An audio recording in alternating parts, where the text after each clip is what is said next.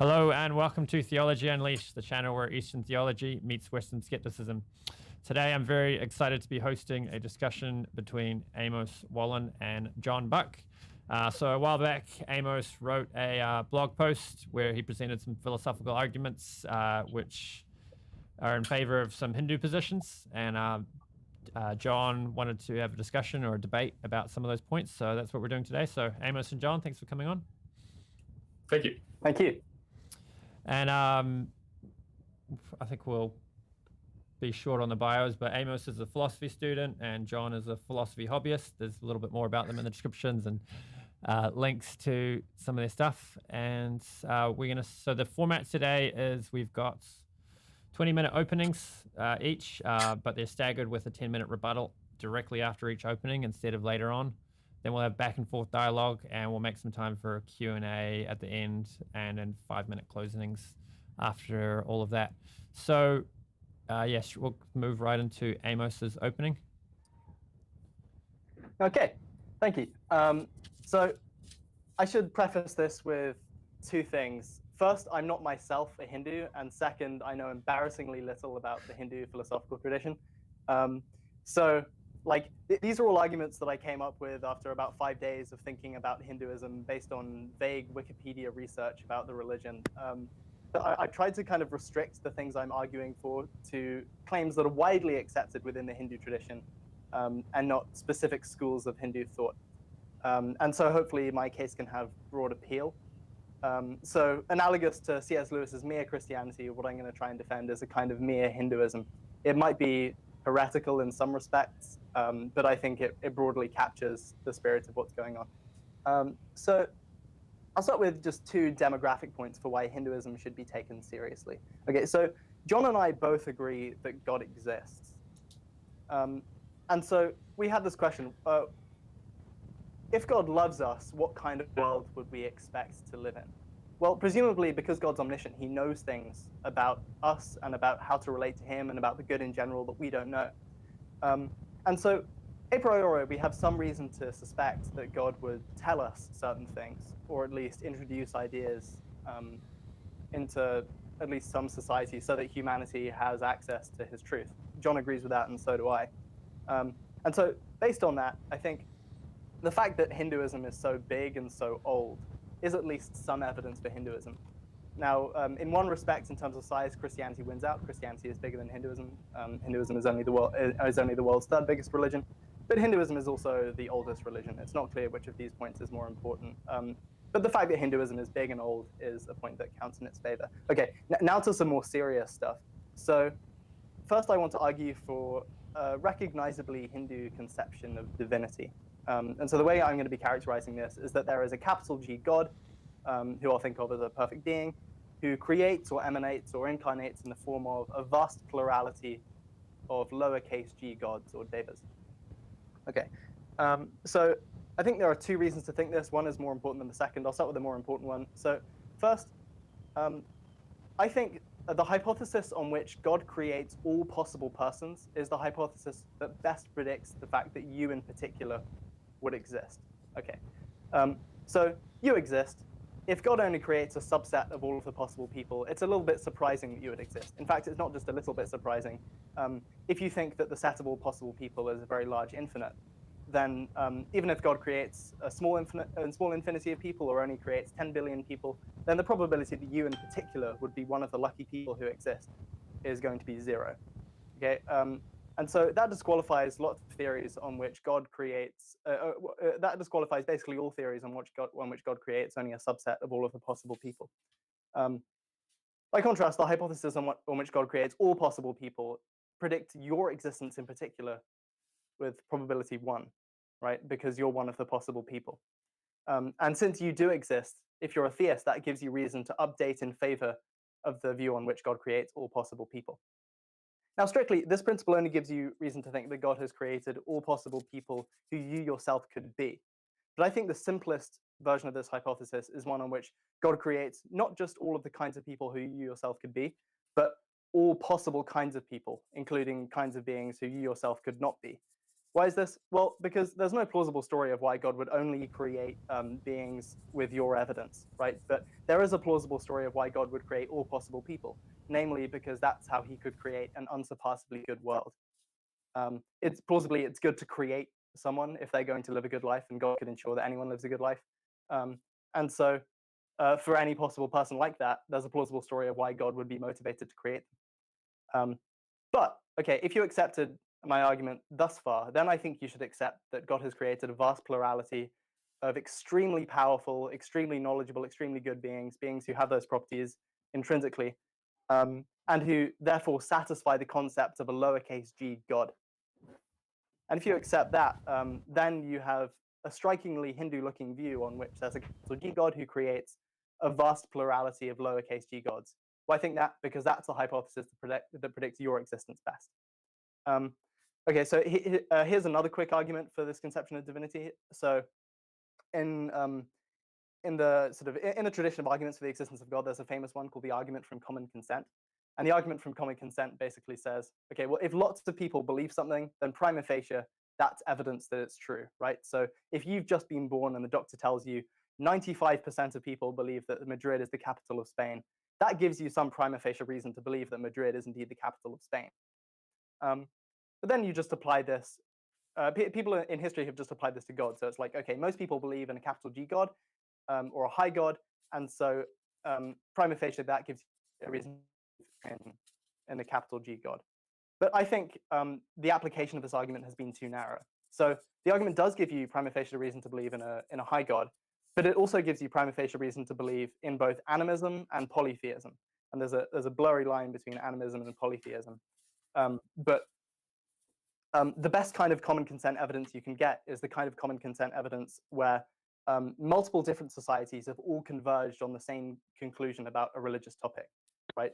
Just as if you send multiple scientists into different rooms and they all come to the same scientific conclusion, that's better than if they were all in the same room and being influenced by one another. And animism and polytheism are religious practices like that have arisen independently of one another all across the world. And so I think the best version of the common consent arguments gives you a reason to believe that there's a high God, many lowercase g gods, and then nature spirits. And the Hindu tradition has included all of those beings. So this gives you evidence for Hinduism. Okay, so that's one part of the case for Hinduism. Another part is reincarnation. So I have a few different arguments for reincarnation.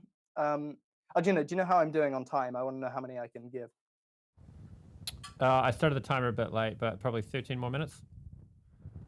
Yeah, cool. Okay, I think I can give quite a few. So I'll give two anthropic arguments for reincarnation, and then two arguments for reincarnation based on how it can help solve the problem of evil. John and I are both theists, and so if a theory can help explain the problem of evil, that's some reason to endorse it if you're a theist. Okay, so the first anthropic argument isn't original to me. It came from Michael Huemer. So Huemer's argument requires a few assumptions, one of which is very controversial. So the very controversial assumption is that time is infinite in both directions. The past is infinite and the future is infinite. The second assumption you need, which is not very controversial, is that you exist now. Okay, and so here's a question. If you're only going to exist once, what's the probability that you would exist now if time is infinite in both directions? Well, plausibly, the probability of that is going to be 0. And so if there's no non-ad hoc hypothesis that wouldn't make it 0, then that's just something you could believe. But there is a hypothesis that could raise the probability of your existence, namely that you have been reincarnated with your evidence an infinite number of times and will be an infinite number of times in the future. Okay, that hypothesis predicts your existence now with probability 1. And so that's a reason to endorse reincarnation.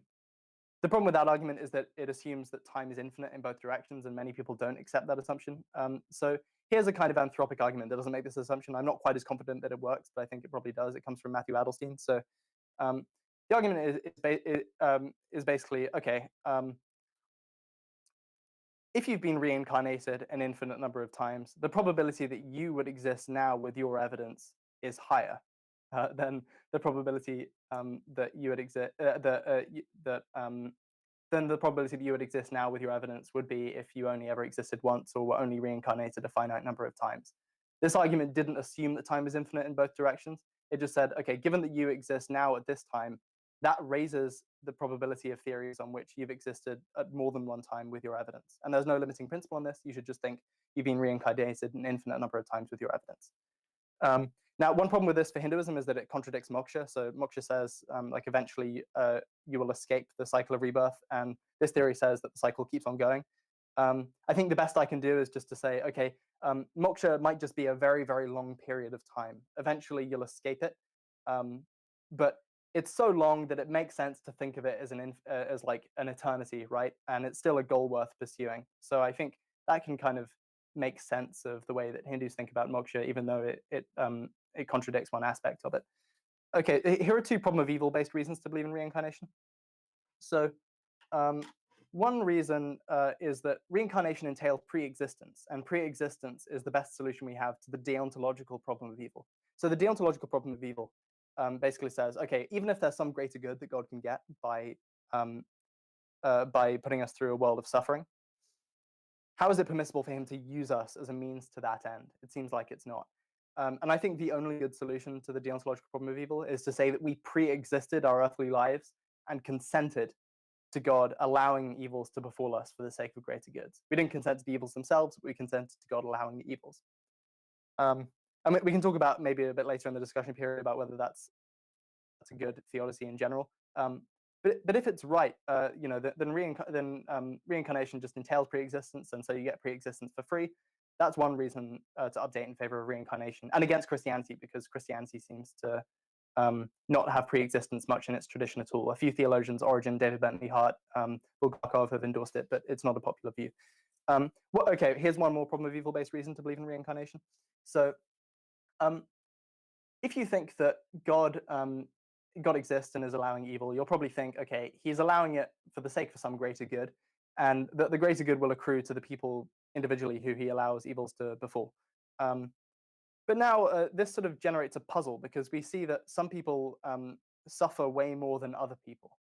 Okay, so if there's some benefit to you that you get from suffering a lot throughout your life, then it seems like some people are getting much less of a benefit if they live a shorter life, like if they die if they like die as a baby, or if they just live a life full of happiness. And so there's a puzzling inequality about how the afflictions are distributed among people.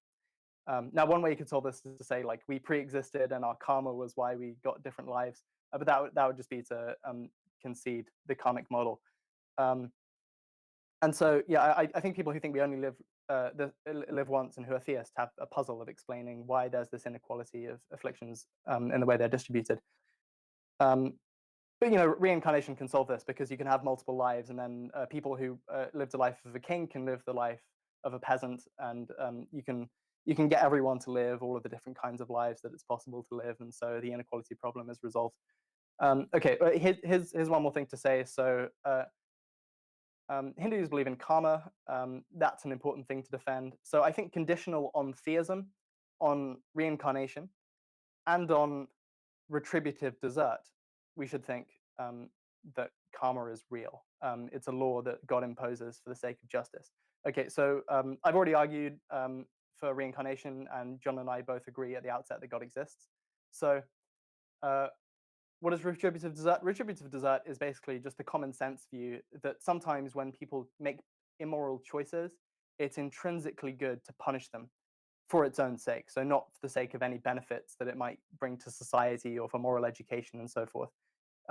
This gives a natural explanation for why it's only okay to punish people who are actually guilty, and it's not okay to punish people for merely consequentialist reasons, like to prevent a riot.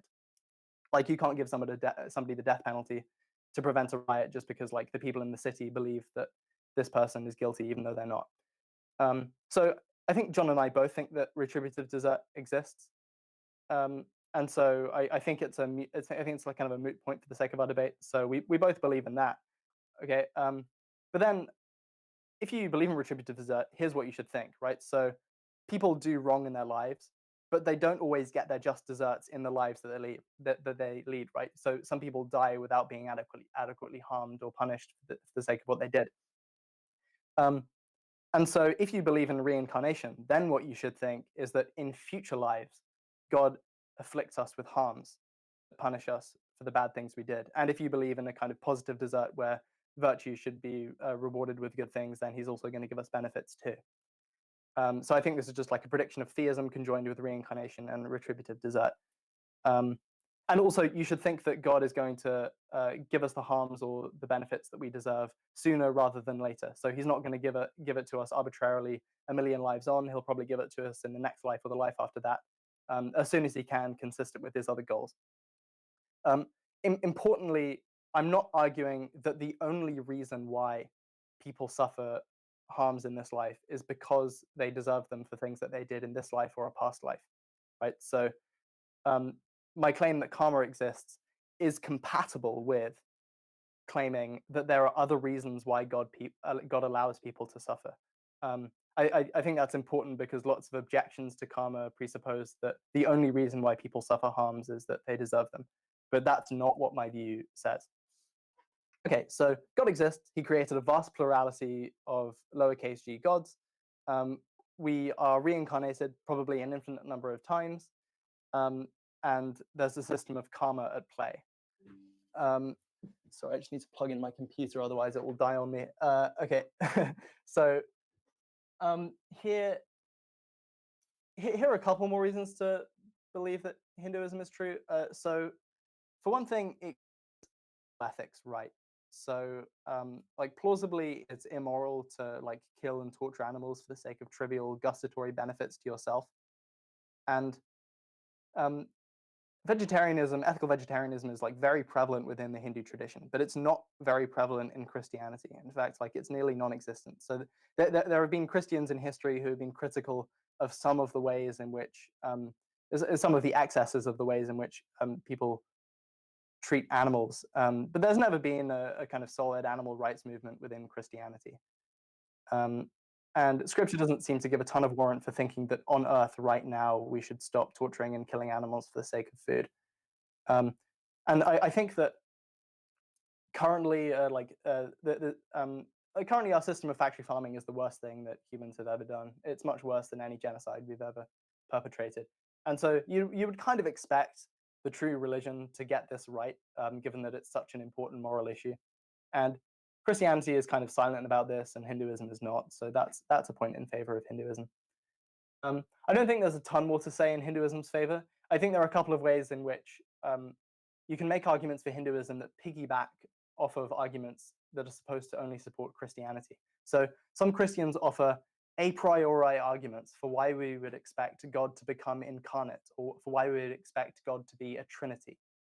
But incarnation and something like Trinity is present in the Hindu tradition too. So, like on the point of the Trinity, there's a Hindu concept called the Trimurti, where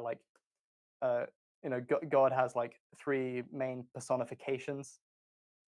And so you might think that if there's a good a priori argument for the Trinity, Hinduism can accommodate that in a non-ad hoc way, unlike many other religions like Judaism and Islam. And so arguments that help out Christianity would seem to help out Hinduism to some degree as well. And Hinduism can accommodate those arguments, and so it's not a big strike against them if those arguments turn out to succeed. And also, Hinduism doesn't have the kind of conciliar constraints on formulating these doctrines that Christianity has.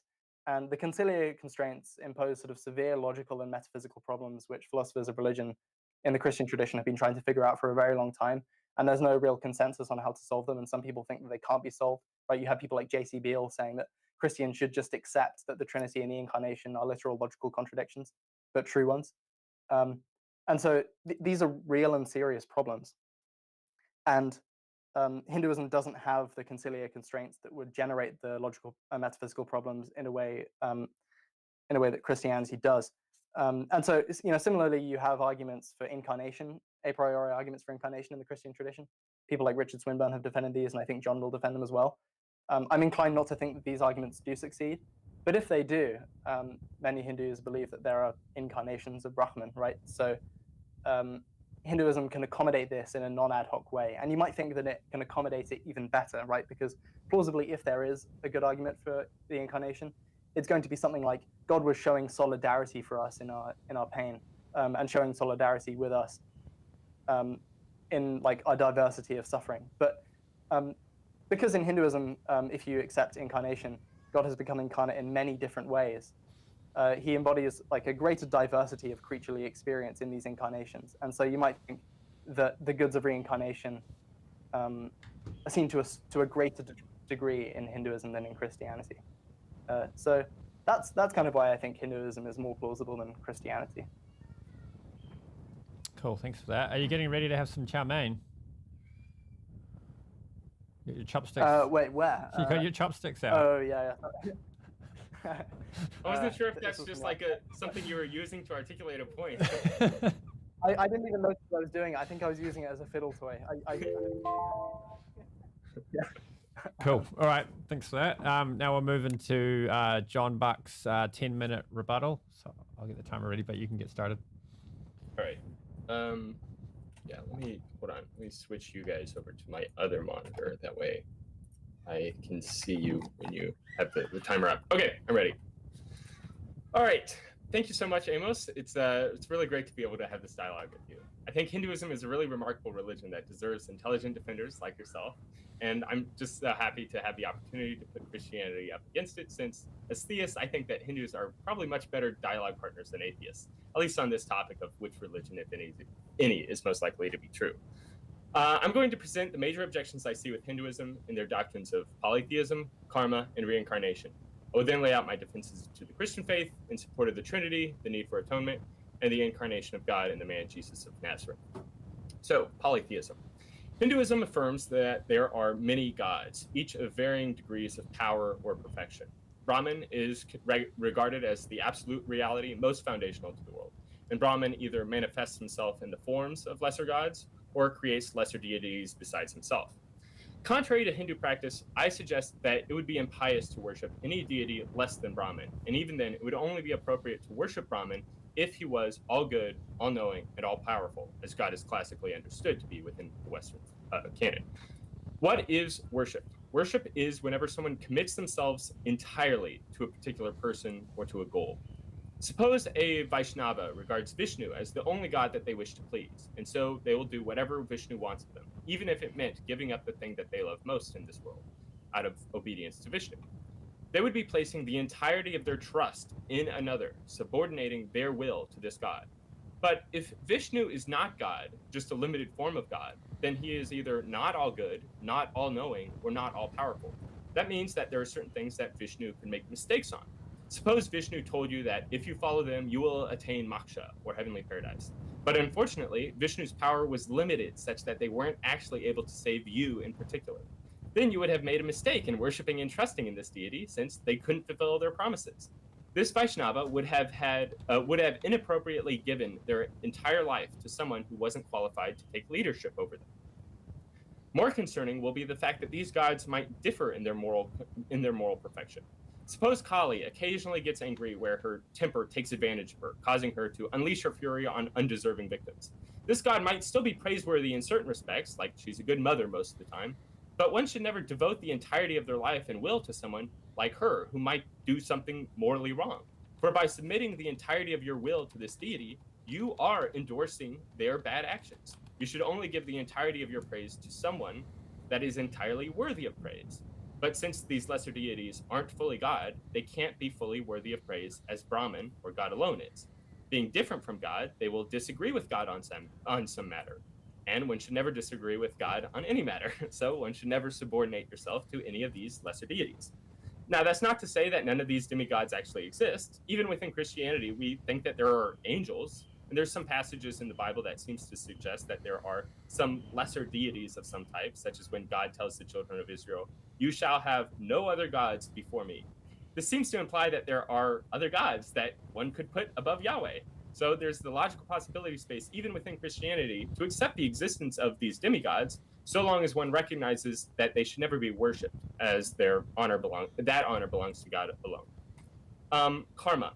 Hinduism response to the problem of evil says that the positive or negative circumstances of our life are a result of karma, or justice for what we've done prior to this life, with the understanding that these trials will perfect us and make us and bring us closer to living in perfect union with God, which is called moksha.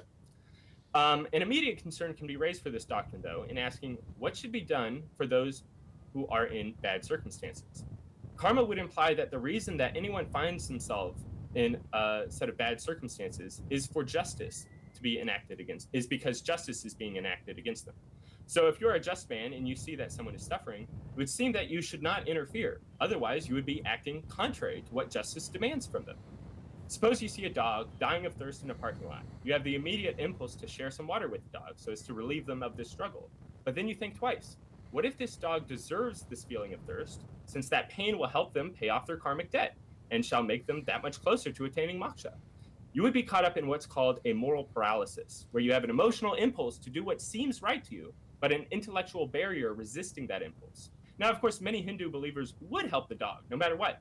And for that, they are good people. But the reason the problem I'm raising is that there's an implication to their belief system which runs contrary to their moral intuitions. So this gives us a reason, if we have these moral intuitions, that you should help the dog, to doubt such a karmic system. And I also take it that vegans and vegetarians might be sympathetic to Hinduism out of their concern for animal welfare. Hinduism seems to give a better metaphysical basis for treating animals as we would like to be treated, since, for all we know, we could have been or shall become one of those animals. And we're merely lucky to have not been incarnated as a chicken raised in a factory farm. But actually, Hinduism's karmic model undercuts this line of reasoning, since there's no accident involved in who is incarnated, when, and where. If I'm a Hindu, I should be somewhat relieved that we have factory farming, since I can know beforehand that every chicken forced to live out a bitter life of misery in such a farm, actually, they all deserved it. Better yet, the suffering that they've been forced to undergo actually is very good for them because it's helping them pay off their karmic debt and is correcting their moral character. Now, we generally think that factory farming is an abhorrent practice because we assume that the animals subjected to it are innocent. But if we imagine that it was Genghis Khan, a warlord barbarian who's raped and murdered by the thousands, if we imagine that he is the one that's being forced to live out the lives of millions of miserable chickens as a punishment for his crimes, we'd think of factory farming not as a blight upon human society, but as a beacon of the human judicial success that we have. A Hindu could feel no guilt for slaughtering a pig, since they would know that karma will ensure that the soul which inhabited that pig ultimately deserved its fate at your hands. Now, you might be a Hindu and think that only humans reincarnate as other humans, but that will just undercut the effectiveness of karma as a response to the problem of evil, since it no longer provides an answer as to why there is all this natural animal suffering that occurs. Finally, reincarnation. The other core component to the majority of Hinduism is the belief in reincarnation. Amos gave us an argument from the infinitude of the past for reincarnation, but if we accepted that, when coupled with karma as a theory, it will entail an obvious falsehood that I would currently be a morally perfect person. We can show this by pointing out three propositions which are mutually inconsistent with one another. Every reincarnation improves your moral character. You have reincarnated an infinite number of times. You do not have an infinitely perfect moral character. If karmic reincarnation was even the slightest bit effective at character building, then after an infinite amount of time in reincarnations, those improvements would have accumulated infinitely, giving me an infinite moral perfection. Even if I pull a single grain of sand out of the Sahara Desert and every 1,000 years walked and swam all the way over to the Grand Canyon and dropped that grain in, after an infinite amount of time, I will have filled the Grand Canyon. So if reincarnation is anything akin to putting a grain of sand into the Grand Canyon, my character should have been maximally improved from the infinite amount of improvement that's been put into it. But it's fairly obvious, to me at least, that I lack an infinitely good moral character, so this tells me either that reincarnation doesn't improve my character, or that I haven't really reincarnated an infinite amount of times. But both of these are traditionally accepted positions within Hinduism. Now, you could say instead that Hinduism doesn't necessarily improve your character, it just makes you closer to attaining moksha. But that will still entail that, given all the infinite reincarnating, you will have attained moksha by now. But since I'm obviously not in moksha right now, this tells me that this belief must be false. The only way I can make these propositions consistent would be to say that there is some reality which is more powerful than karma, which can either infinitely diminish a person's character from remaining perfect, or it is infinitely capable of preventing a person from ever attaining that moral perfection. But God, being all good, would truly not allow for that sort of reality to take place, since he wants for all of us to attain moral perfection. That was his whole impetus for establishing the karmic order in the first place. So I think the traditionally conceived system of reincarnation within Hinduism is just logically incoherent. Now, one can maybe say that from attaining moksha, this will sort of allow us to indulge in whatever pleasures that we desire. And then this has a sort of corrupting element to our soul and making us less and less satisfied with being in the presence with God as the highest good. And so once your character is diminished to a sufficient degree, we'd freely decide to leave moksha and return to samsara. But I find this view absurd because a loving relationship with God is the highest good that we can attain.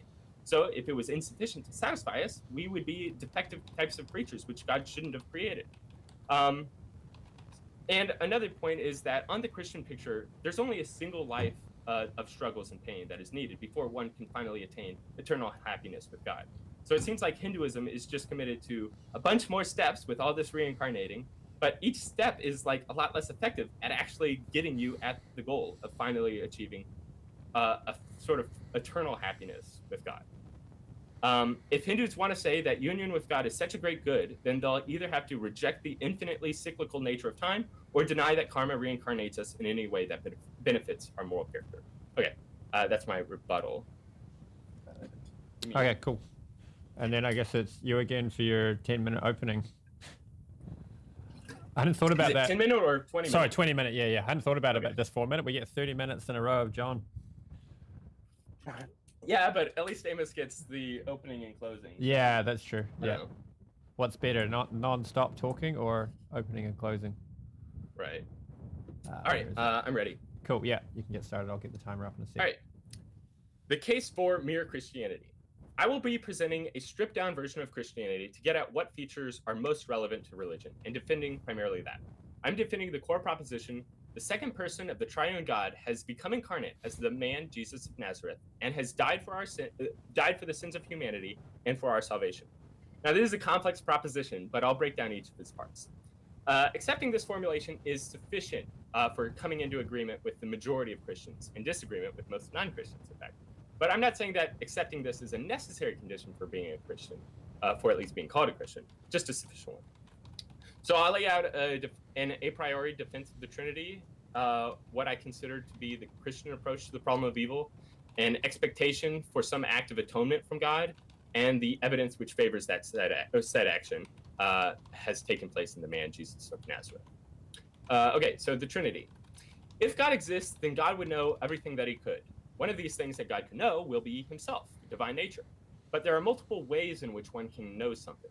God can know himself from a first-person perspective, such as when God thinks to himself, hey, I am God. But God can also know himself from a third-person perspective, just like how we might talk about him and say, hey, he is God. Now, this difference in understanding must necessarily come with a difference in perspective. But it can't be that God's perspective shifts either between regarding himself first personally or shifting over to regarding himself third personally, since God is essentially omniscient and cannot cease to understand himself in any way that can be known by him. So in order for God to know himself fully without switching perspectives, he must have both perspectives within himself simultaneously, each being distinct from one another. Now, I take it that having these two different perspectives in God will require there to be multiple persons within God, since a plausible account of personhood is just a perspective of a rational entity. Now, since God is a rational entity, any perspectives that he might simultaneously have would have to be persons. So each of the two perspectives within God would be different persons, each sharing a single common essence. But since there are multiple persons in God, there's another type of understanding that God could have towards himself, that being a second personal awareness. Either one of these persons could say of the other, hey, you are God. But since this requires an additional difference in perspective that must be arrived at by way of another person. So God, being omniscient, simultaneously understands the divine nature as himself, as another, and as it is in itself. Each of these will demand a different perspective, which is a different person. So there are at least three persons within the divine mind of God. So the Trinity is predicted by Christianity, but not really predicted by Hinduism or really any other religion. So that's going to be a data point that strongly favors Christianity. Now, Amos suggested that, actually, I'll skip this, I think. Amos suggested that God might create a large group of people or large group of demigods. But it's not necessarily the case that that group of people will be necessary, like God is necessary in a metaphysical sense. Because it seems like God the group of these people could each be contingent, even though he still loves all of these individuals as a group. But I guess that's a little bit not quite relevant to his opening, so I'll press on. The problem of evil. So the Christian understanding of evil, at least is coming from the Gospel of John, subverts the karmic idea of Hinduism, because when Jesus is walking with his disciples, they see a beggar born blind, and his disciples ask him, "Why was this man born blind? For his own sins or those of his parents?" This question gets at two traditional responses to the problem of natural evil, in trying to reframe it as a product of moral evil, an act of justice on God's part against them. If there is karmic reincarnation, then a person could deserve to be born blind from birth, since their own sins done in a past life might have been deserving of it. And if there was ancestral guilt, as thought to be the case from the book of Genesis, then the man could deserve his blindness as a punishment passed down from his genetic ancestry. He's blind because of his parents' sins. But in the gospel, Jesus rejects this false dichotomy. Neither this man nor his parents sinned, said Jesus, but this happened so that the works of God might be displayed in him.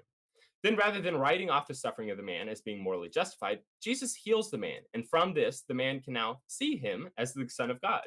By being born blind, this man played an important part of being a living instrument to God's work and making God to be known by us. I think that this approach to evil laid out by Jesus aligns well with what I call the participation theodicy. God is all-loving and so desired to do the very best thing in creating a heavenly bliss for a great many creatures to inhabit.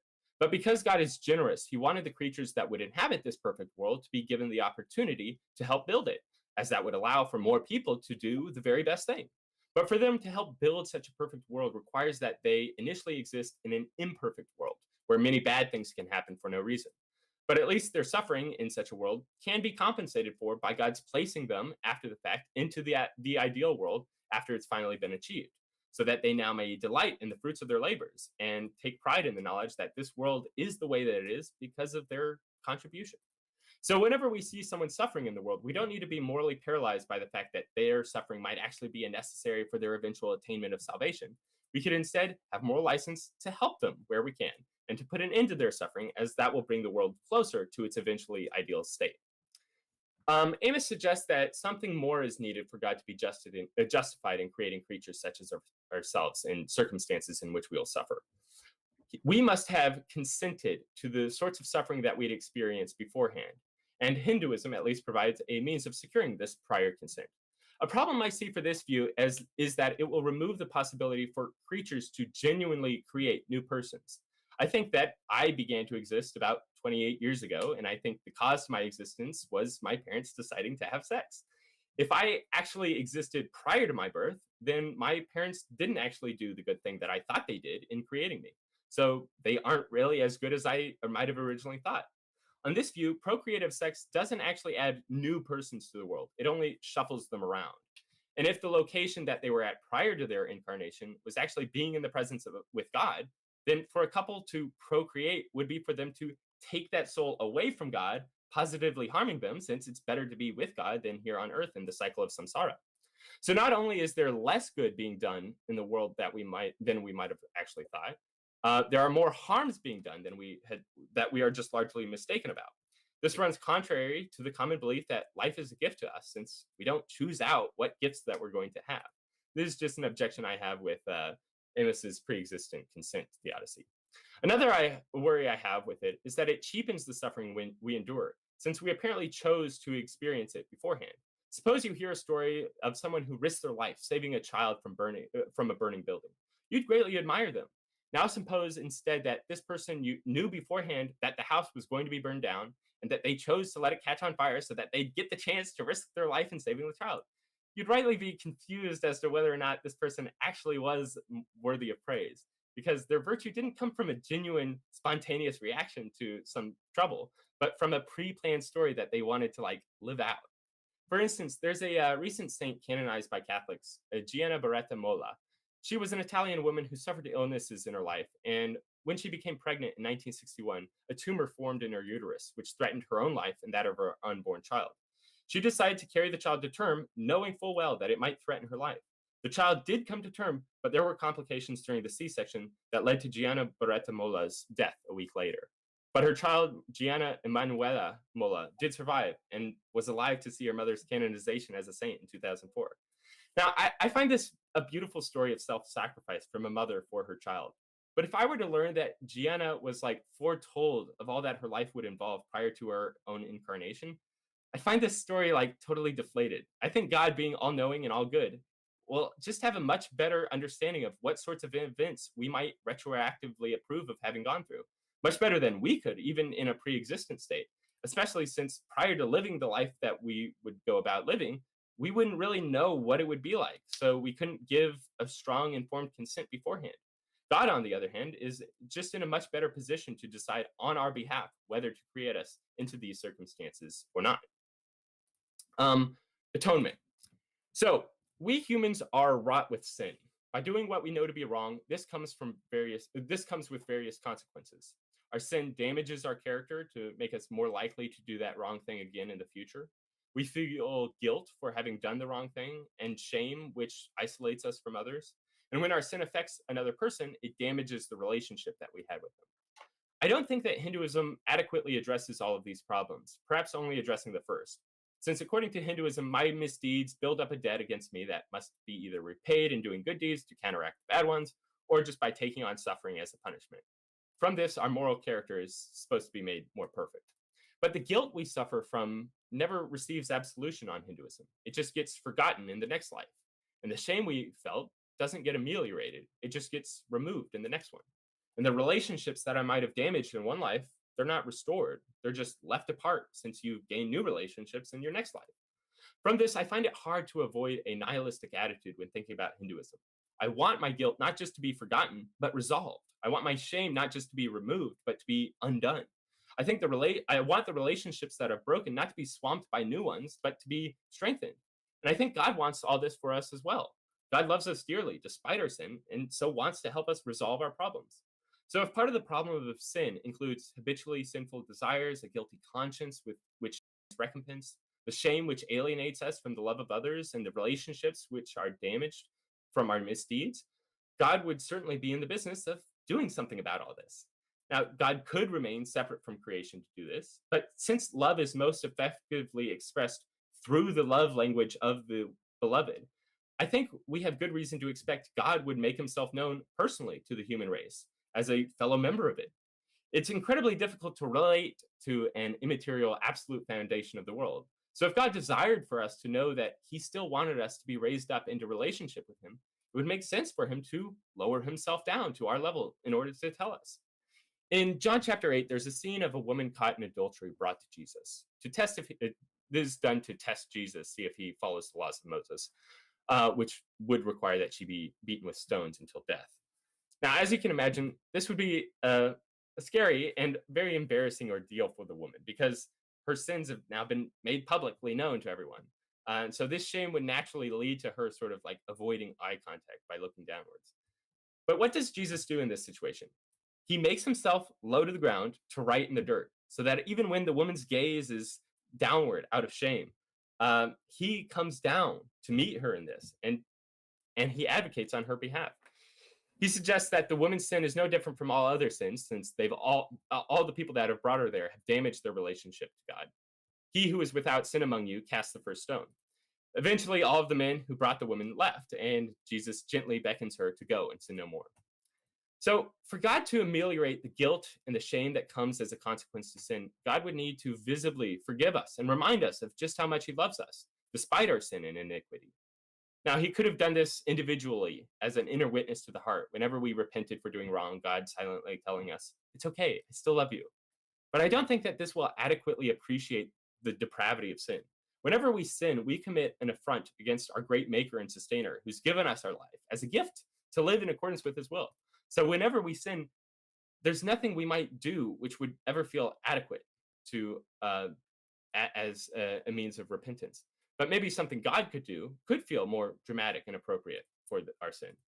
And then additionally, since sin has the isolating feature of shaming us into secret isolation, as well as damaging the relationship that we have with others, it'll make a lot more sense to God's act of forgiveness to be done through a public medium, so that humanity could collectively receive this. And in this, commonality as sinners find communion with one another, as we all are in need of a Savior. So whatever differences which may have previously separated us could all be overcome with this thing that we all have in common. So all this is to say that I think that given God's love for us, and given the effects of sin on our psychology and our relationships, God would have good reason to perform some sort of action in the world, which tells us that he still loves us despite our sin, and is offering us forgiveness to restore us in attaining perfect union with him. So we should just look to what religion, if any, actually secures these sorts of expectations. Incarnation. There is no greater love than this, that one should lay down their life for their friends. This is a saying attributed to Jesus in the Gospel of John, and I have a hard time disagreeing with it. Perhaps a life spent in devotion to something is a greater act of love, as in the case of like a parent for their child, raising them throughout their whole life. So if we're to expect God to express his love to the human race, we should maybe expect not only that God would die on our behalf, but that he'd also live an entire life on our behalf as well. So Hinduism really has no objection to God's becoming incarnate and living a life alongside humans. But as I think that if there's only one God worthy of worship, the fount of all goodness, power, and knowledge, as I've argued earlier, their becoming incarnate would be more significant and a greater act of love for us humans. So it might not make sense for God. So it might not make sense for God to become incarnate into a polytheistic context, as that might lead to confusion as to what type of deity this human really was. Rather, into a monotheistic context in which it was adamantly clear the highest God had become incarnate for us. Now, it is a remarkable fact that soon after the humiliating death of Jesus of Nazareth, dying naked on a cross, his followers came to suddenly think that he was divine, and that this belief spread out to others as well with a high degree of fervor. It would almost take a miracle to think that this person was God, given the way that he died. The most likely outcome, if he wasn't anyone special, is for the movement surrounding him to slowly die out while its members went back to their previous life, carrying on like nothing had happened. But that's not what happened. To quote a saying attributed to the Jewish rabbi Gamliel in response to the Christian movement, discussed in Acts 5, if this plan or this work is of men, it will come to nothing. But if it is of God, you cannot overthrow it. If Jesus was just a good moral teacher, his death would have been the end of his practice. But surprisingly enough, it's almost like the death of Jesus is what gave rise to the birth and flourishing of his movement. Unlike religions which accumulate many people under a charismatic leader, then dissolve or fractionate upon that leader's death or public humiliation, Jesus' death and humiliation upon the cross is what led to the movement's growth and spread. Unifying not only his followers, but also the divergent religions of monotheistic Judaism with Greco-Roman polytheism. There is neither Jew nor Gentile, neither slave nor free, nor is there male and female, for you are all one in Christ Jesus. This is a quote from the most influential convert to Christianity, Paul of Tarsus, who began as a Jewish religious leader oppressing Christians before having a religious experience of his own, which led him to radically transform into Christianity's greatest defender. If God was not active in the formation of the Christian religion, then it would be surprising for people to have religious experiences which led to their becoming Christian. Whereas if Jesus is who they said that he is, it makes sense for God to be confirming these assertions through his effects in the world. Something similar happened to the Emperor Constantine in seeing a vision of the Christian symbol being the sign by which he'd conquer Rome's enemies. From his successes, Constantine then revoked punishments against Christians, making it now legal for them to practice their faith in Rome. There was also a mass conversion event in the 1500s of the Mayan people, causing them to cease their practice of human sacrifice and take up the mantle of Christianity due to the influence of Our Lady of Guadalupe, apparently converting millions of people in the span of 10 years. There are other miracles surrounding the culture of Christianity, which, even if one is generally skeptical to the majority of them, due to the significant number, there would still leave many miracles just left unaccounted for. Same goes for the many lives of the saints. I can grant that many of the stories attributed to them are somewhat exaggerated, but given their number of saints, we'd have to assume that there must be some kernels of truth to their lives which inspire these attributions to them. We should expect that whatever religion God approves of would manifest his graces to those that are part of its membership. Although maybe not in its entirety, so that the entirety of Christianity are obvious moral saints, so as to provide those that are within the religion some inspiration by the other saints that are there, even though they are not yet saintly. but shall eventually become one. And because of the problems of sin that we brought up earlier, causing a need for atonement, Christianity's emphasis on forgiveness perfectly addresses the guilt and the shame of sin. Through the power of forgiveness and agapic love, sinners can be relieved from their burdens and join the group of Christians who have all something in common, since we're all sinners who have been forgiven by God. From Romans 5, but God demonstrates his own love towards us, in that while we were still sinners, Christ died for us.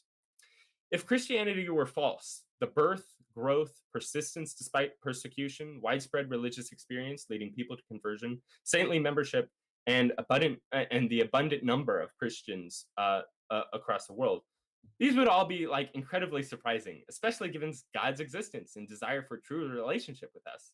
It seems like Christianity has been an overall force for good in the world and expanding the moral circle beyond just tribes and nations, but now caring for the poor, the sick, and the needy. If God were to form a relationship to humanity by establishing some religion, it would look most like Christianity. Thank you. Whew. Cool, thanks for that. Let me switch scene. So now we've got a 10-minute rebuttal from Amos. So Amos, take that away.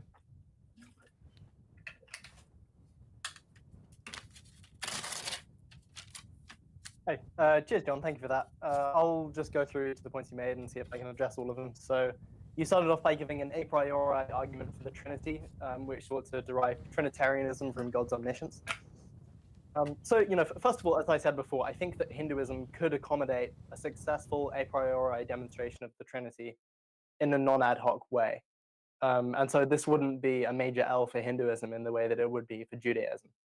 But I don't think that this particular argument succeeds, or at least you on it. So I'm going to raise some kind of prima facie worries. I took the argument to be something like this. There are three perspectives from which any given thing can be known. A first-person perspective, knowing the thing as an other, and then knowing the thing in itself. And only Trinitarianism allows God, the divine essence, to be known in all three of these ways. And the reason why it would require three different persons is that these are three different perspectives. And according to you, for a person, each perspective, requires a different perspective haver. In this case, and so one worry I have is that it's just not clear to me why this would be true of God. So, why couldn't why couldn't one divine person have more than one perspective at the same time? Psychologically, it's impossible for us maybe to have this kind of dual perspective. But you might think, wait, hold on. I lost my train of thought. Yeah, okay. So it's impossible for us, as humans, to have this kind of to have more than one perspective in this way psychologically. But it's impossible for us to focus fully on more than one person at the same time. But presumably, when God answers our prayers, he can focus on all of us at the same time. And so we might think that that God's psychological powers are such that he can just have multiple perspectives at the same time. Another worry I had is that it seems to me that viewing a thing as it is in itself is just going to be entailed by either knowledge for yourself or knowledge of a thing as another. So if you know something as another, for example, you know you know all of its attributes, and then you know this additional fact that it's not you. But it seems to me that all of the facts included in that, apart from that it's not you, are just what it would take to know something as it is in itself. And so knowledge of a thing as it is in itself is just entailed by knowledge of a thing as another, or knowledge of a thing as yourself. I have some more worries in the back of my head, but I'm not sure quite how to spell them out, so I'll move on to something else. Next, you mentioned pre-existence. You had some objections to my pre-existence solution to the deontological problem of evil. For the audience, that was the idea that we consented in a past life to God allowing us to suffer the evils that we suffer in our lives. And so you had two objections to this. One is that if this were true, then parents don't do the great good that they think they do by creating a new person. So you might think most parents think they're doing a great good by putting a new happy person into the world. But this turns out to be false, because on the pre-existence view, they're really changing the person's location. Okay, so first, I dispute that most people actually do have the intuition that they're doing a great good by dumping a new happy person into the world.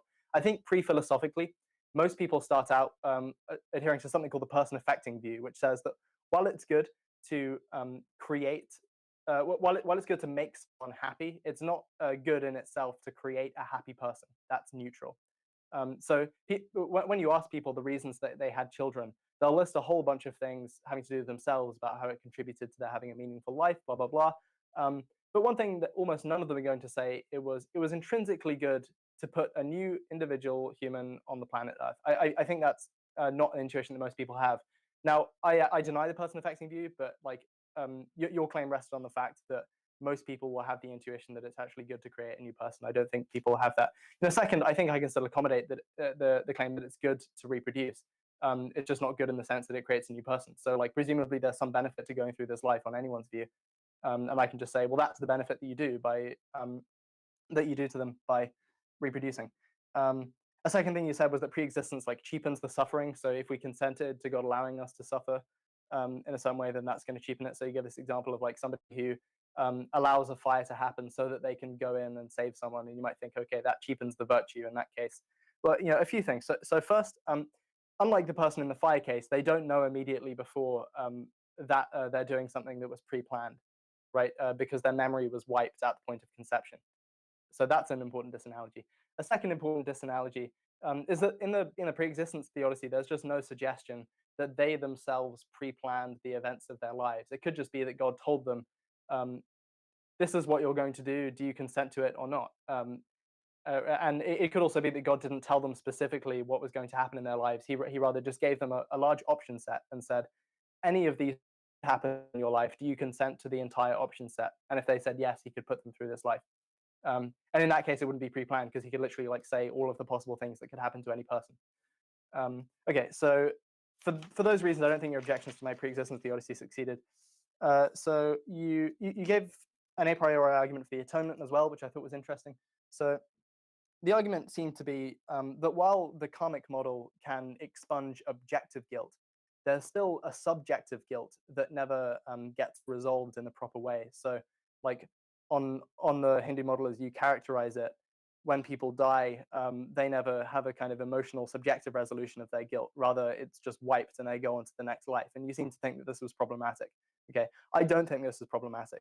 So I think that subjective guilt can be rational when there's still something for you to be guilty about, but it can also be irrational when there's not something for you to be guilty about. So take the analogy of survivor guilt, right? So lots of people report having survivor guilt merely for like surviving a plane crash. Obviously, they did nothing wrong, and there's nothing that they deserve to feel guilty about. So I take it on your view, there'd be no need for God to send down Jesus in order to make people feel less guilty about being survivors. Rather, that guilt is irrational because they don't deserve to feel guilty. Well, I think that if your objective guilt has been expunged by karmic punishments, then after that, you have nothing to feel guilty about. And so it doesn't matter if you just lose your guilt at the end of your life, because the subjective guilt no longer fits the world. One more thing you said about incarnation is that it's hard to relate to God as a kind of immaterial absolute, and so in this process, Jesus would have to come down as a person so he could communicate to us in a kind of relational love language. My response to this is twofold. So first, part of that presupposes that you're arguing about the atonement, but I claim that fails. So putting that aside, Hinduism obviously doesn't encourage worshipping God as an immaterial absolute. So there are some Hindus who have thought that you should. I take it that like the Sant tradition of northern India thought something like this, but it's not really a majority view. Most Hindus think that you should worship God in corporeal forms for exactly this reason. Another thing you said was that the spread of Christianity after Jesus' death and its subsequent success is good evidence for Christianity, and I just concede that point. I think that's true. Just as the size of Hinduism is evidence that Hinduism is true, the size and rapid spread of Christianity is evidence for Christianity.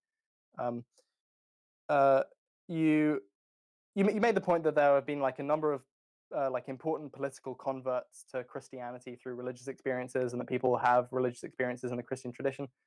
Like this is true, but I think this is also true of the Hindu tradition as well. So lots of people have religious experiences, and some of these people have been important political leaders. Like there was some king who I'm forgetting the name of who was like the ruler of Sri Lanka, and he converted to Hinduism at some point, and it was a big deal. And yeah, so like there are political converts to Hinduism as well. I think these points are kind of a wash. I don't think Christianity has any unique advantage in this regard. Yeah, I think that's pretty much all I have to say. Okay, cool. Thanks for that. Let me switch scene. Okay, so now we're going to move into our open discussion. Maybe we want to sketch out the things we want to cover. Otherwise, we'll probably spend a lot of time and maybe not cover some of the points. Yeah. So maybe we can have like 4 or 5 topics to try to spend some time on.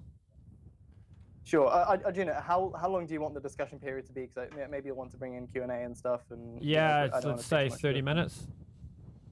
Yeah, 30 minutes. That's cool. John, is there anything you're burning to talk about? Probably my most burning question is to do with my argument against karmic reincarnation an infinite amount of times, because it would entail that I have a perfectly moral character, but I don't. So yeah, how do you answer that? Yeah, sure. So I don't think it entails. So I think you need an additional premise to get it to entail that you would currently have a perfect moral character. Namely, you need to deny that, like, at some point, so you need to deny that, like, we don't leave moksha at some point, or we're not forced to leave moksha at some point, either way. So, like, on the view I sketched out, moksha is temporary. It can be very long, but it's temporary. And so the whole thing can start again and again. And so you might think, okay, now the logical problem has been resolved because you're not committed to the view that you right now would be perfect. But you might think, okay, there's no plausible story of why this would be the case. So I'm inclined to agree that there's no super independently plausible story of why this would be the case, but I don't think that matters. So I'm going to employ a kind of Morean response. I'm going to ask, okay, are you 100% sure that there's no plausible story of why it would be the case that you would leave moksha? And if you're not, then I take the anthropic arguments that I gave, if they succeed, to say, okay, you should still update with probability 1 that you've been reincarnated an infinite number of times with your evidence. So like I think I can maybe kind of guess at some other stories for maybe why you would leave moksha other than the ones you gave. So a popular one that people talk about, which I don't find super plausible, but maybe there's something to it, is the idea that a permanent state of the same kind of bliss for necessarily for any rational time-bound being is going to be monotonous, or at least should be. So like it's going to be good for a certain amount of time, but after a while there's just something inherently monotonous. That's not a defect of God. That's not something God can do anything about. It's just a fact about time-bound beings. That's not super plausible, but like it might be true. It sort of fits with our own psychological experience, and so there's some chance that will map on to the afterlife as well. It's not super, but you might think like, okay, surely God could like fiddle our brains so that psychological phenomenon didn't occur. But I think maybe it's just a necessary fact about time-bound beings that this is true of them. One more possible story is like, you might think, given infinite time, any event with like a non-zero probability is going to pan out. So like if there's a non-zero chance that anyone leaves heaven at any time, then given infinite time they will. And so if you think that people are free to leave heaven, then there's plausibly going to be a non-zero probability that they will. And if that's the case, then on anyone's view, you should think that eventually everyone will choose to leave heaven at some point for some reason, no matter what it is. I could give the argument that Akshay Gupta gives in his PhD dissertation, although don't want to make it a team up on John debate. No, I'm genuinely curious. So yeah. So the way Akshay Gupta addresses this is he does away with that we have an eternal past in the material world. So when the Vedic texts talk about infinities, it can be hyperbolic. So it says we've been here from time, and there's no beginning to our time here, and so on. But he takes the fall of the jiva view, which is that we were with God at some point, and we got curious, and God pleaded with us, "Don't leave, don't go. You're not going to want to go." And we're like, "No, I want to go and try and enjoy separate from you." The analogy I heard for it is it's like the father taking the child to the playground. I don't want to play with you. I want to go play with my friends at the playground. The father sits down on the bench, waits till the son, lets the son play all day, and eventually the son gets bored and says, "Daddy, I want to go home." And that's when God takes us home. And after we've been burned after we've made that poor decision and been burned, we don't make the decision again. But another response to it is I think our rational minds are just not capable of grappling with infinities. And so when we're using logical arguments to compare one view to another, and if there's infinities involved, I think we're taking the bounds of what logic can achieve too far. Yeah, no, I definitely think that's probably the best response from a Hindu perspective. Of course, it does conflict with Amos's like preferred argument for reincarnationism, but I have to agree with Arjuna here. I think you could run Amos's argument in a way that is consistent with what I described. Well, I don't think so. No. You wouldn't have an infinite amount of reincarnations in the cycle of samsara. You would have a finite amount of that. But a really, really big and then the amount. probability that you would exist now is zero, still, right? Because like if you'd been reincarnated like infinitely many more times, then that's infinitely more probable that you would exist now, in particular with your evidence, according to the argument. We would exist in one form or another, so we still have a consistent existence across any span of time. You can't point to anywhere in time and show any jiva not existing, any soul not existing. So you'd still have, at anywhere you might look, you're existing. So the fact that you exist now is data that's consistent with that. I disagree. I don't know. So, okay, like no, you guys are debating. We could do this another time. You want to update on the most specific evidence that you have, and the most specific evidence you have isn't just that you exist now; it's that you exist now with your current evidence, which presumably involves not being with God. Our evidence entails that we're not with God, right? And so like you may reject the anthropic argument for reincarnation, but I think it's incompatible with Akshay's view.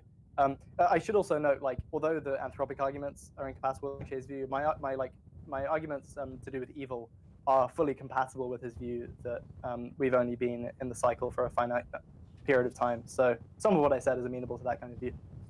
Okay, so then I wonder if you have like a 100% confidence in some proposition, such as that, like, a God of infinite goodness would never prefer a world in which there's an infinite amount of suffering to one in which there's only a finite amount of suffering. Like if I have that as like something I'm 100% confident in, even if I don't know whether or not God exists, then it seems like that should sort of like allow the logical argument from this inconsistent triad to sort of like still go through. Because like if God is all good, then surely an entailment of being all good is to prefer the better over the worse.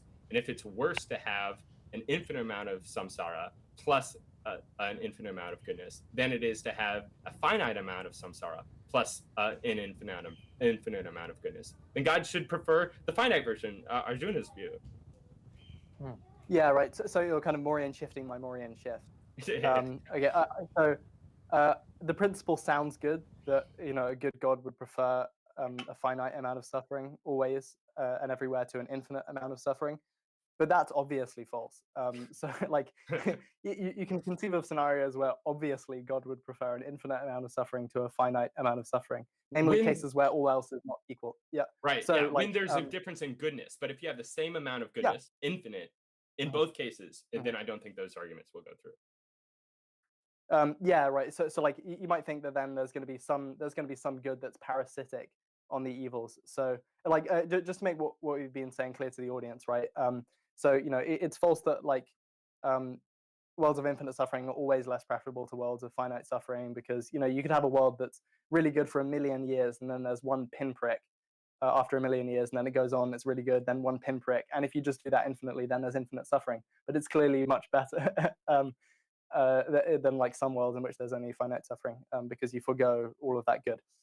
And so like my response is going to be, okay, there's going to be some account, some like theoretical account of why the relevant goods are parasitic on the evils.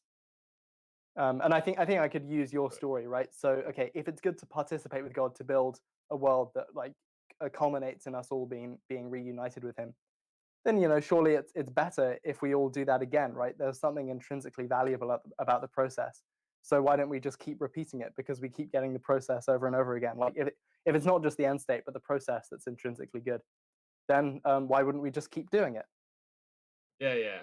No, yeah. I think my participation theodicy can play an effect here to sort of help your view. I guess the concern, though, is at least on the participation theodicy, we would come to expect that the good things that God would want, that could allow creatures to participate in, would involve the creation of new people. Like if we think that it's possible for a creature to participate in the production of a new person, then that would give us reason to expect that humans only exist for a finite amount of time, given that at some point in time they began to exist through the contribution of creatures.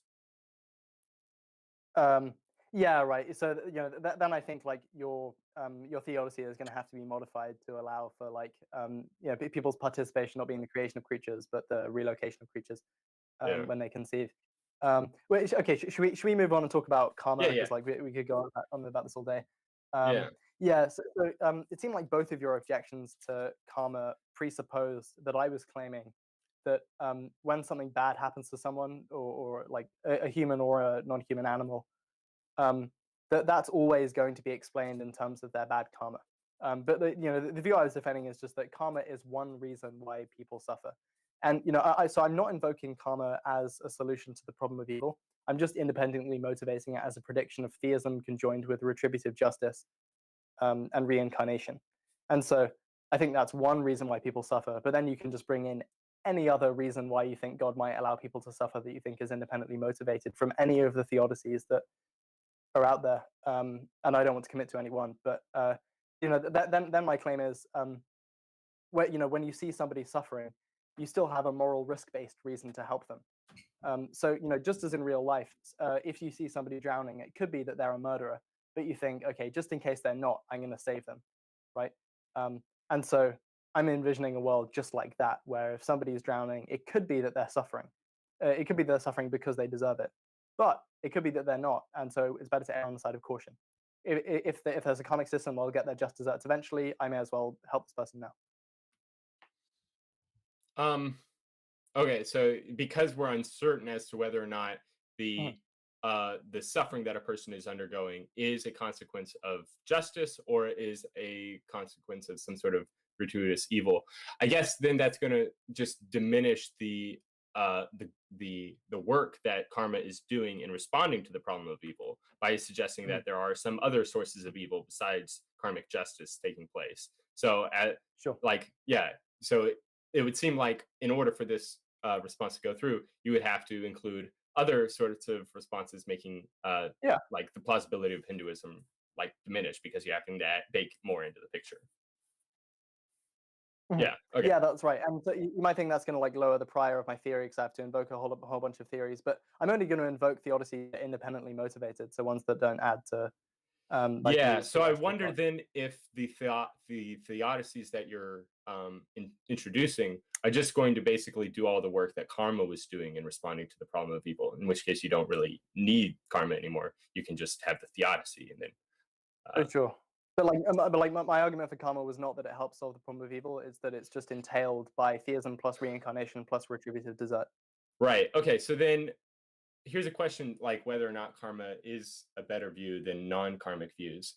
So, suppose I were to injure you in some way, and I desire to seek forgiveness from you. Does karma require that I still be punished in some ways for the ways that I've injured you? Because there's no retribution in the case where I'm seeking forgiveness. Yeah,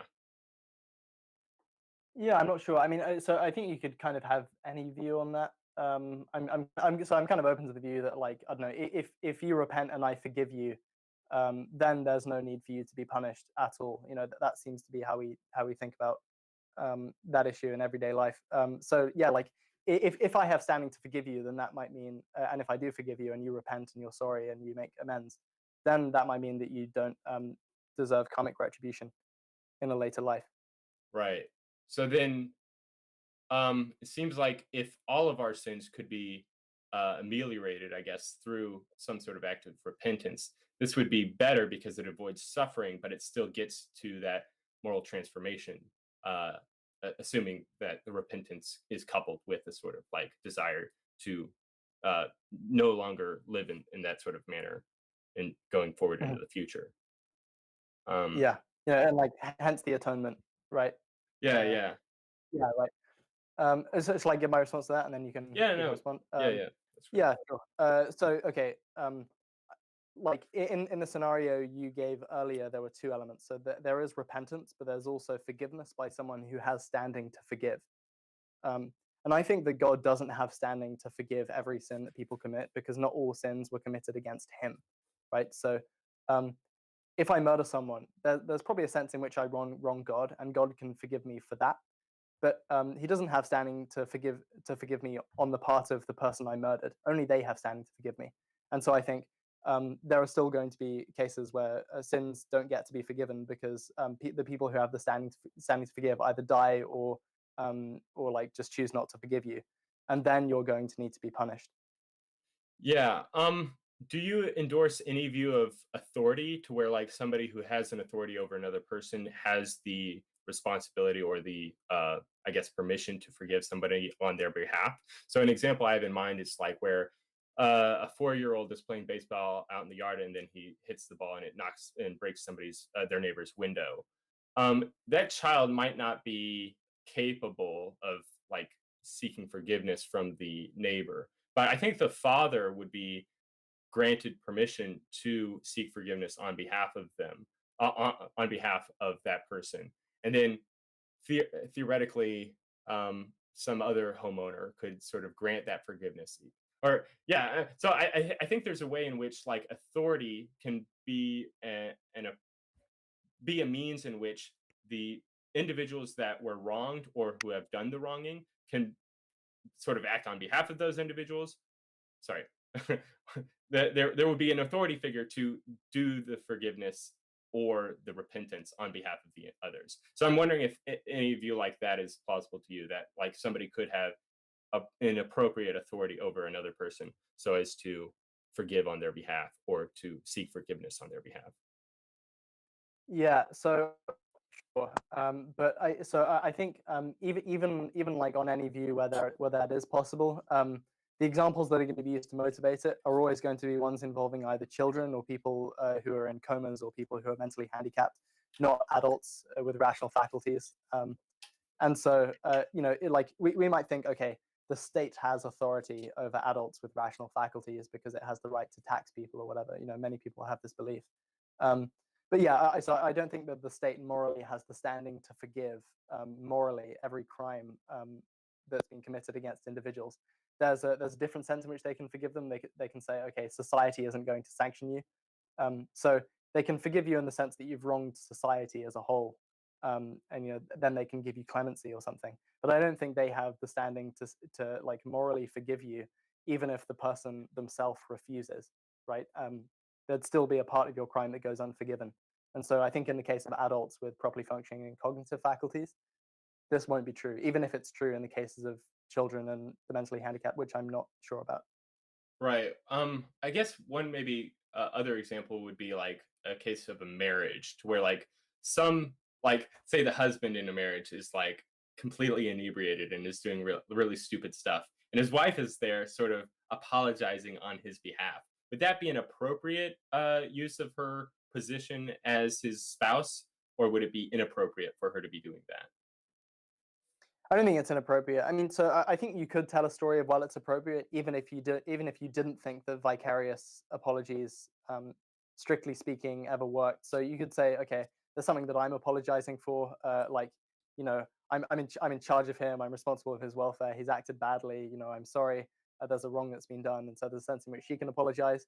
And like it would be inappropriate for just like somebody else in the room to apologize on his behalf, and you might think, okay, that's because she sort of has this like custodial role in regard to her husband. Um, but even if mm, I thought I had a second point, but I'll let you Okay. respond to that. Okay, so then I guess just going back to another point I'd made earlier about how the Hindu model doesn't really deal with the problem of forgiveness or like guilt that we might have. So then if I wrong you and then both of us die, is it the case that my wronging of you is just never ameliorated because you never forgiven me? Or is it just that it's ameliorated in some other mechanism than through your forgiveness and my repentance. So like is the case the cases where like we die before like I can repent and you can forgive, and Yeah. so like what happens in the karmic model? So I think two things could so at least two things could happen, but like definitely one would happen. So the one that would definitely happen is the wrongdoer would be punished because they never got to be forgiven, and then the person who could have forgiven them, you might think, who was wronged, gets compensated. So you might think that's true. I don't think that's like predicted by Hinduism. That's just like ethically plausible. Maybe God would do that. Hmm. And so the Yeah. relationship wouldn't be restored. It would just be that each of the individual parties would be compensated for, given the fact that there was this sort of rift between them. Yeah, that's right. I mean, you can cook up ways in which it would be restored. Like maybe like God takes the reincarnated souls of people who have been in a relationship of wronger and wronged, and then puts them in another life where amends can be made, but like without them knowing what the previous wrong was, or maybe like at some point in Yeah. the sort of final afterlife there's reconciliation. But that's not predicted by Hinduism. But like if you think this is just independently plausible, like a morally plausible prediction of theism, then it's just what you should endorse as a Christian or as a Hindu. Okay. How much time do we have left, Arjuna? About 10 minutes. Okay. I had a question regarding your pre-existence consent theodicy. Sure. I don't know how much we want to go on to it, because it's not like that necessary to the case for Hinduism. Because like theoretically, you could be a Christian and endorse this theodicy. Like Mormons explicitly do have this as part of their teaching. And it is kind of funny. I'm not so sure that Hinduism actually has this and as an explicit part of their worldview. It's more explicit in it's more explicit in Mormonism that like you choose to go into this life, I think, than in Hinduism. Arjuna, is that right? Like, so yeah, do we have any like leeway into the lives that we're dunked into? There's some talk about that. Generally, it's described that your karma is kind of just thrust on you, and you get what you get depending on your karma. But I don't know. There's past life memories where people seem to be choosing their life, and I think for people with really good karma, like with a lot of pious credits, they may be getting some choice. But if you got bad karma, you're just getting dragged around by it. Yeah. Well, all those past life memories, that's not evidence for Hinduism. That's evidence for Mormonism, which is a type of Christianity. So it's actually evidence for Christianity. I'd have to see that fleshed out. Like the past life memories are things that happen like on Earth, right? And so like in Mormonism, your past life is not on Earth. Yeah. I was meaning past life of the sort of consenting to entering into a new life. Or yeah. Sure. Yeah. Yeah, no, okay. Then I think, so like it's true that this part of the pre-existence theodicy isn't like entailed by Hinduism, but like the mechanism of pre-existence, that's there. But it's more favored on Mormonism than. Oh, sure. No, I agree. No, this is better on Mormonism, and Mormonism has lots of other evidence in its favor. So is Mormonism a form of Christianity? Yeah. So like. I'm not sure whether it's a form of Christianity. Like, you might think like you have to draw a line somewhere, and if you're denying the traditional doctrines of incarnation and Trinity, then it's not really Christianity. I'm not the Christianity police. Call Mormonism whatever you want. That's fine. Some Christians have believed in pre-existence. They've often been condemned as heretics. It just seems as though like in Orthodox Christianity, it's not a big thing. It's almost entirely absent in a way that it's not absent in Hinduism, and so that gives Hinduism better resources to deal with the problem of evil than Christianity in this respect. Yeah, I guess a question then is just, given Hinduism's diversity of thought, how much are the assertions within Hinduism going to be taken as predictions being made of Hinduism versus just being something, I guess, that's merely consistent with Hinduism? Because, I mean, Hinduism is a very large religion that has many different disagreements taking place within them. Like you could ask different Hindus and like, okay, are there any gods? Some Hindus will say, no, there's no gods. You just have reincarnation and karma that's taking place without gods. You could also ask them, are there any gods? And they say, yes, there's exactly one God. and this God is basically manifesting himself in everything, everywhere. The Advaita Vedantic tradition of Hinduism. And then there's other Hindus that would say, yes, there are many, many gods that are all throughout there. And so I'm curious then, like, how much is Hinduism, or what really is Hinduism predicting, given that there's all these divergent camps within Hinduism? It seems like you're almost wanting to say that because within Hinduism we have this being talked about here, that's evident, and we know that this is the case, that's going to be evidence favoring Hinduism. But if we have exactly the opposite also being talked about and taught within Hinduism, it seems like similarly that should be counter evidence against Hinduism writ large. Yeah. I mean, yes. So, like, for any of the doctrines that I try to defend, I'm sure there are going to be Hindus who deny them. And like, of course, there are Christians who deny the existence of God, Anglicans, and so like, there's there's like plenty of diversity in that tradition too. I did try to restrict my case to points on which I think there is kind of broad agreement, or at least reconcilable agreement, right? So, I think nearly all Hindus believe in reincarnation and karma. The kind of doctrine of God that I defended, that maybe is going to be more controversial, but I don't know. Like, I'd ask God, like, is it widely accepted that there's a kind of ultimate reality which you might think of as God, who like emanates, creates, incarnates in the form of many devas and animism plus that? You definitely get different versions. There are definitely monotheistic versions, in my view.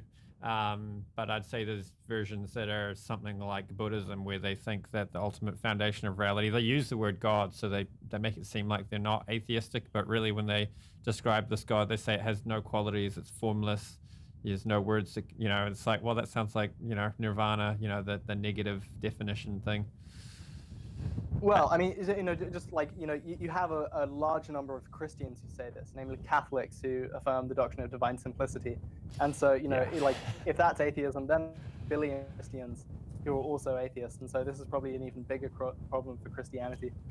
I can never get my head around that one. There's the divine simplicity camp. When those people take interest in Hinduism, they go straight for what, in my view, is like just full-blown atheism. I'm like, you just like go for the theistic version, not the atheistic. But of course, like there's Buddhists who believe in God. They're like the Buddha, and they talk about it. It's like everything you just said. And if you tell them it's God, they want to throw a book at you. They're mad, So, similarly, like these Hindus, if you want to tell them that's atheism, they're like, no, that's not atheism. It's like, looks like it to me. But yeah, there is a lot of disagreement on stuff like that. So you basically got like, anyway. Yeah, I mean, John was fuming over there when we were talking about divine simplicity. So, like, maybe you should defend yourself. No, I mean, like, defending a mere version of Christianity, I'm not committed to a divine simplicity for the sake of this debate. I would like to talk to you about it at some point, because I think there's like good reasons to affirm divine simplicity, given God's omnipotence. I was gonna question though. So, what do you think about my argument against polytheism? And by polytheism, I mean the view that there are many gods worthy of worship, in comparison to something like henotheism, which might say that there are many gods, but only one of them is worthy of worship. And I'm just stipulating those definitions here. I'm wondering, do you think that Hinduism is more polytheistic or henotheistic? I mean, so like, I don't want to make many claims about like what Hinduism is or isn't, but the view I'm defending is henotheistic. Okay. So Gotcha. there's a foundational God who explains all of the dependent gods. Yeah, that's an so, yeah. So like, yeah. I'm more concerned with the worship worthiness of the other gods. Sure. Yeah. Okay. So like, yeah, go on. No. Yeah. Oh yeah. So in your argument about that, I wrote down your definition of worship. So you define worship as whenever someone commits themselves entirely to a particular person or goal. And so I think if you're using this as a stipulative definition of worship, that's fine. But if we're actually trying to capture what religious people mean when they use the word worship, I think that's a bad definition of worship. because it rules out from the get-go genuine polytheistic worship where you worship multiple gods, right? So it seems as though you just can worship like Zeus and Aphrodite separately and not commit yourself entirely to either of them, right? And so this definition of worship just has to be false. Yeah, and no, that's definitely fair in that like there's a human phenomenological experience of a type of like the theistic worship that's being done that isn't necessarily like committing them in their entirety to this deity. And so yeah, I'm stipulating a type of total devotion or total worship, which should be done to God alone. And maybe it's the case that Hindus in their worship of other deities aren't doing so in such a way that is totally devoted, but it's just sort of like, yeah, this is almost like my patron deity. And insofar as my patron deity, I'm going to root for them sort of like I root for my my sports team or something like that. I know that's crass, but just the idea that this is something that I like and I wish more people were fans of them. And so I'm going to sort of defend their honor in different cases, similar to how I would for, I don't know, some sort of political leader or something like that. Okay, yeah. So then insofar as it's consistent with like saying that there's only one being totally worthy of worship, that being an all-powerful, all-good, and all-knowing God, then it seems like, yeah, my argument wouldn't really apply to these sorts of Hindus. Yeah. We should probably explain what henotheism means to the viewers. Yeah, so it's the idea that there are many gods, but there is either one God that is greater than all the rest, pretty much that's the general idea. I think there's some like reason to see that within the Old Testament of Scripture as well. That there's a sort of like general scholarly consensus, I imagine, that there's a sort of transformation of within the Jewish mindset to move from polytheistic henotheism, the idea that from polytheism to henotheism, and then eventually to monotheism, and thinking that there are many gods, each of them are sort of like powerful and they have their source of domains, and then there are many gods, but one of them is the most powerful god and we should worship them, to then thinking that there's actually just one God, all of those other things aren't really gods. I could probably give a bit of context, and 20 minutes is up, so we'll probably move to questions after this. If you want to leave, let me turn that timer off. If you want to put comments in, we can have our guests respond to that. But yeah, what was I going to say with the context? The one way, like as Gaudiya Vaishnava, is how we understand the plurality of thought that's found within Hinduism, is that not everyone's ready for the highest truth. So you do get people who are like worshipping whoever, and they think that this deity they're worshipping is, the ultimate God. But that's just useful for them to, fix their mind on something higher so they can progress, and eventually in a future birth or even in this life, they could advance to a higher understanding. But the overall view that, can be argued based on key Vedic scriptures is that there is one overarching deity, and that there's different terms actually. So like English is actually, and like the philosophy of religion discussion around this confuses itself because it just uses the one word God, and sometimes it capitalizes and sometimes it doesn't. And I think the failure to use different terms creates a lot of confusion, because when we talk about the Devas or the Asuras, we're talking about very different things from when we're talking about Bhagavan or Vishnu Tattva, or some people think Shiva is the supreme. So Bhagavan is, one term that we can say this means like God. You don't use the word Bhagavan to refer to anyone else except for capital G God. But then when we're talking about Indra and all these other people, they're lowercase God, but using the same term the way we do in English is just confusing. They're Devas. They're actually Jivas, just inhabiting a post. And one more point of context, that in Christianity, the way the word worship is used, even sometimes the word adoration, it's something you can only do to God. And if you do it for anyone else, you're committing a sin. You're placing something on such a high level, but it doesn't belong on that level, and therefore you're denigrating God by placing something on the same level as God that doesn't belong there. But in the Vedic text, the Sanskrit word puja is used, that same word puja would be used to say, like in the Bible, it says, honor thy father and the mother. It's not like the way Christians say this is a special kind of reverence that should only be given to God. I'm not sure what a word would be in Sanskrit that would parallel the Vedic word, but there's just that, the Indian traditions have a whole emphasis on respecting your seniors and, offering respect in so many ways. But the philosophical understanding, like in the Gaudiya Vaishnava tradition, which I follow, there's a huge emphasis on making sure you philosophically understand correctly when you're doing the worship, what position everyone sits in. That, some people are less than gods, and then there's God. Yeah. No, thank you. Yeah. Did you guys have any last little back and forth you wanted to have before we move to questions? Let's maybe you can put question marks at the start in your comments so I can know which ones to scan through. Wait, John. Well, why don't we do this?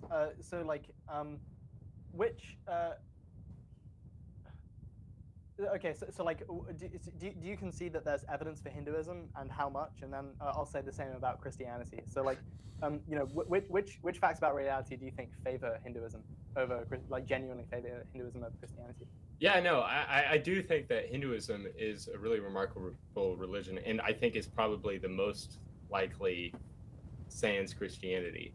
Mostly, so part of my reasons for thinking that is due to its age and its ability to withstand the course of time, and the fact that it is largely worshipped. It is largely practiced, and it provides a lot of the people within the religion a lot of spiritual practices that benefit them. Also, I think that Hinduism has a leg up on Christianity in being more inclusivism, I guess, towards other religions, and being able to incorporate all of the claims from other religions by just incorporating it as part of their pantheon of gods, and maybe it is the case that that Jesus is another god, or maybe that's just Krishna that was incarnate or something like that. I think that can provide a really good, approach in bringing communion, even from people of different religious backgrounds. So I think there's an advantage there that Hinduism has over at least some forms of Christianity. Yeah, I don't know. As of late, I've been much less persuaded of reincarnation and karma as good theological doctrines to uphold, given the sort of inconsistencies. But I do think that there's Arjuna's approach that I would be interested in reading his doctoral dissertation, not yours, but the teacher you were speaking of, just to see how he responds to that. Yeah, Ajay Gupta. Yeah. Because I do find that at least a fairly good knockdown argument against some forms of Hinduism. Okay, so that's my sort of favoring of Hinduism there. Okay, yeah. I mean, I think I can be even more groveling. So, I first of all, Christianity is not as old. That's a point against it, but it is very old. And it's also the biggest world religion. That's a huge point in its favor. And you might think that also the size of a religion matters much more than its age in terms of how many people God is connecting to, given that most people who have ever existed exist roughly now at this point in our history, and far fewer people existed a long time ago. So I think it wins in terms of size, and that's more important than winning in terms of age. Another point is there is some evidence for the resurrection, which is much more expected on Christianity than on Hinduism. So Christianity strongly predicts that you would see some resurrection evidence. Hinduism might predict there will be kind of miracles and devas in other religious contexts, but it doesn't predict anything so specific as Jesus' resurrection in the way that Christianity does. And so, almost trivially, the resurrection evidence favors Christianity over Hinduism, though I don't think that the evidence is decisive or compelling or anything. It's only reasonably good. You mentioned miracles connected to Christian saints in a Christian religious context. I think there are a couple of these miracles, particularly the levitations of Saint Joseph of Cupertino, which I just think happened. So I think that saint levitated, and that's more expected on Christianity in particular than on Hinduism, even though Hinduism might generically predict that there would be some miracles sometimes. Yeah. All right, we've got a couple of questions. So Achutananda, did it come up? Hang on. Wait, one sec. Shutananda wants to know what the difference is between the concepts of karma and sin. Depends on the version of. I think the Christian idea of sin is quite like an ontological category of, bad, whereas the Vedic idea of karma is like reactions, and like you could call the reactions good or bad, but you could just say they are reactions. You push this lever, this happens, kind of thing. Yeah, I would say that like something specific to sin as a concept is it's usually used with regards to something that damages your relationship to a deity. But I think it could also be used in damaging your relationship to other persons as well. Like I made a sin in that, but it's usually done specifically with regards to like within a religious context of like this is something that your deity has sort of like forbidden and you did so anyways. But yeah, that is an interesting point that sin is much more morally laden in its language, whereas karma can be sort of neutral with regards to like this is just something that happens. It's the fabric of the universe. It's a sort of natural consequence. Yeah. I mean, so like I'm definitely not qualified to tell you what karma is. Like I've read one book on it by a Western philosopher, and so I'm not going to be a good authority on this.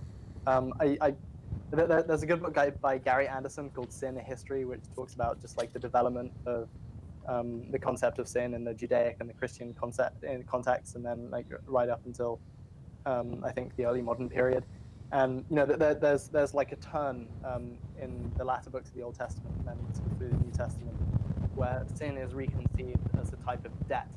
And so debts are obviously things that you owe to particular people, and so you can kind of think of sin as something that incurs a debt. And you might think the things that give you karmic consequences might not be things that give you debts to particular people. So you might think that you can do impersonal wrongs that don't put you in anyone's debt because they don't wrong anyone in particular, but that still deserve to be punished. Another question. The Mahyanist mind wants to know which version of Christianity John Buck is defending. So I was defending a mere version of Christianity, which is to basically take all the points of agreement within at least the major Christian denominations and sort of defending those core theses so as to, I guess, sort of defend the largest version of Christianity, even though it's not a real version. No one is like a mere Christian. Most people that are Christians, they might be mere Christians for a small amount of time before, as C.S. Lewis says, they sort of leave the hallway and actually entered into one of the rooms of the denominations. I myself, personally, I'm Catholic, which is the largest Christian denomination, so I guess I've got that going for me. But yeah, in all this debate, I was strictly worried about defending a stripped down version of Christianity that can apply to most Christians everywhere. Travis Statham, what's the difference between a God created by people? What examples do you agree on? And what gods created people, or do you accept a godless evolution? Sorry, I don't understand the I think question. he's saying, I think he's coming from an atheistic perspective, and he's saying, well, Sure. so a God created by people is, do you guys think that, all these gods described in the Hindu literature, is this just like human imagination run wild and people started to believe it? Or do we think God actually created us? Or do we think evolution created us? I think that's what he's asking. Sure. I mean, I think like probably some of the gods in the Hindu tradition don't exist. Like they don't validly refer to any particular individual. So like, there might be some god that exists in a different universe that matches the profile of the description given in the Hindu literature about them. But because there was no causal connection between that god and the production of the myth doesn't refer to the god. So it could be that like some of the Hindu gods don't exist and were created. But I think that that God exists outside of the mind, and that he actually exists, and that an infinite plurality of demigods also exist outside of the mind. Yeah, I mean, both Amos and I are theists who thinks that God exists more fundamentally than humans, and it's because that God exists that you have humans. So yeah, this is just a false question. Yeah, That's even possible. I find that way. Yeah, it's often atheists make these arguments where it's like, well, like the inconsistent revelation argument. There's thousands of different gods, and you only believe in one of them, and and they want to like make it like there's this dice with 1,000 sides, and then it's like, but it's like a coin with one side's atheism, so you get 50% atheism, and the other side is all the other versions. It's like, why not just make atheism one of those 1,000 sides, and then your view is just as plausible as mine? Especially since like most of those sides affirm that there is a God, and so like but if you go to the like sort of equal mere theism idea, it's actually, you can find a lot of things that even like the atheistic versions of non-theism believe in. It's like where they believe in like the self existing in a non-material way, that there's an ultimate destination that we can reach, and things like that. There's key things that they all agree on, that atheists are definitely in the minority on a lot of views. I should just say I can't go for much longer than 10 minutes. Yeah, cool. So, like, I think we can wrap it up now with the closings. There's one point that you guys didn't really discuss, I don't think, unless I mentioned, which was the common consent one. I don't know if you want to have some back and forth on that. Sure. Yeah. I mean, John. Do you kind of like common consent arguments, and do you think that it favors Hinduism any stronger than it favors Christianity, given that Christianity has angels and demons? Oh, common consent of the deities. Yeah. I was thinking, yeah.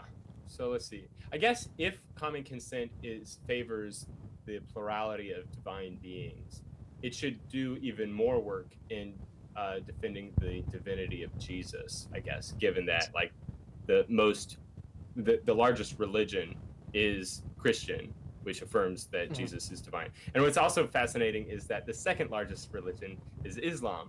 And Islam has a very high view of Jesus of Nazareth as well. Like they think that he was definitely a prophet of God, and that he will come again in glory to judge the living and the dead, and like kill basically everyone, sort of like within Revelation, that sort of idea. So, I mean, there's almost a sense in which like Islam is a sort of like heretical Christian sect, I guess, maybe similar to Mormonism.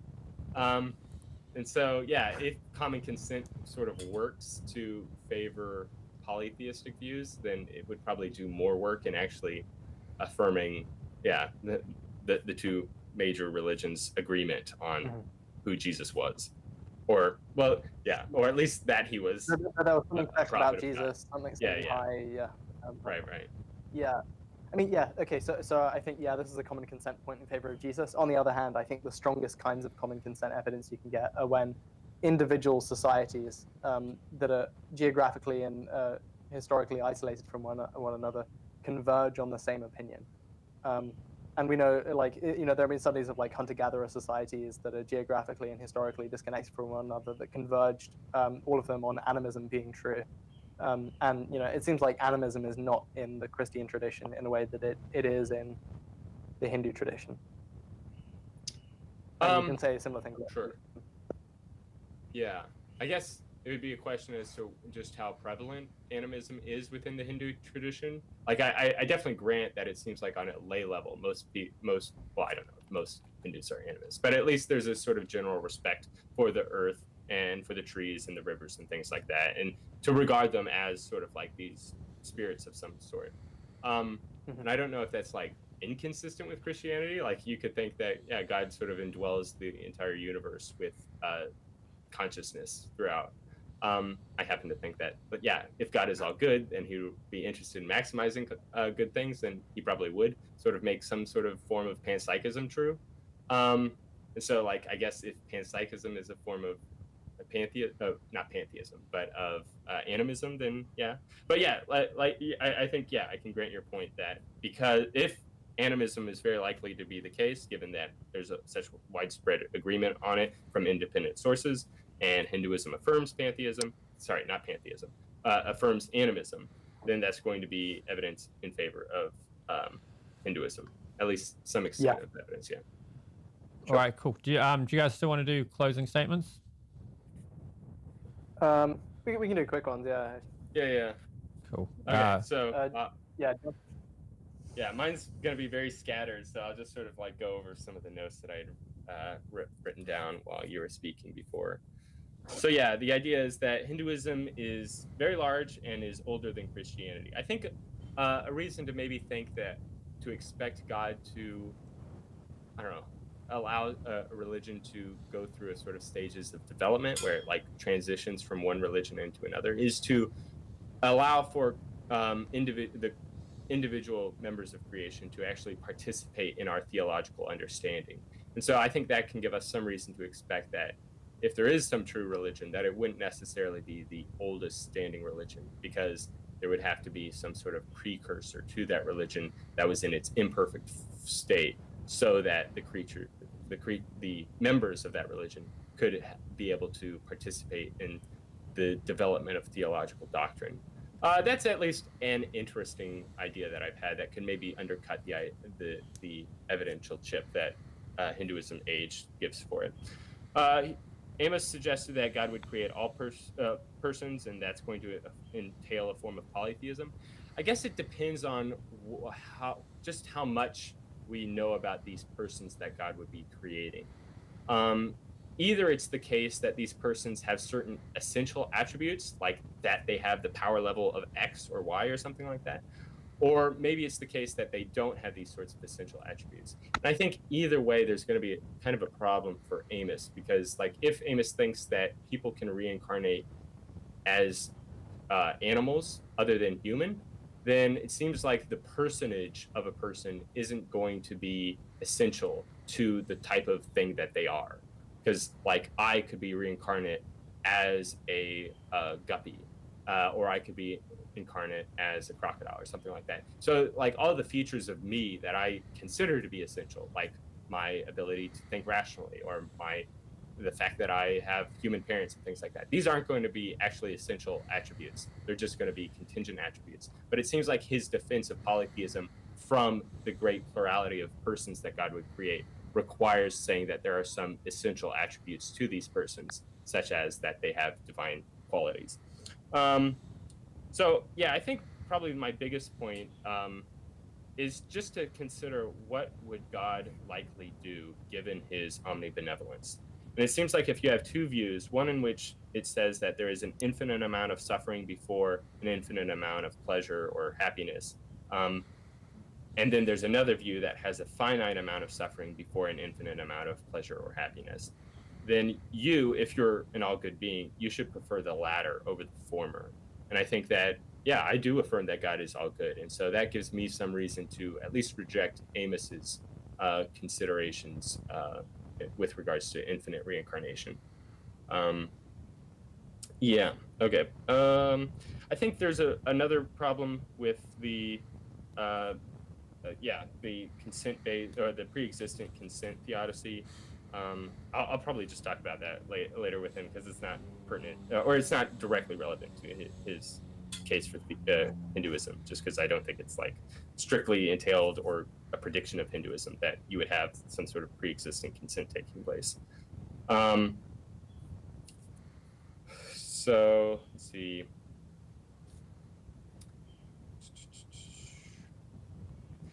He suggests that Hinduism is able to sort of incorporate all of the data that might be put forward in favor of Christianity. And he suggests that this can be done in a non-ad hoc way. But I'm, I guess, skeptical that it wouldn't really be ad hoc, because it seems like something is strictly predicted by Christianity, and that Christianity affirms this to be the case. And then something won't really, and if something is just consistent with another view, it's not really going to be predicted by that view. So the evidence should favor the view that predicted that data over the one that it's just consistent with that data. And especially given the fact that Hinduism is kind of consistent with a lot of different data points, like even with regards to the number of gods or other areas in which like Hindus have very strong disagreement with one another.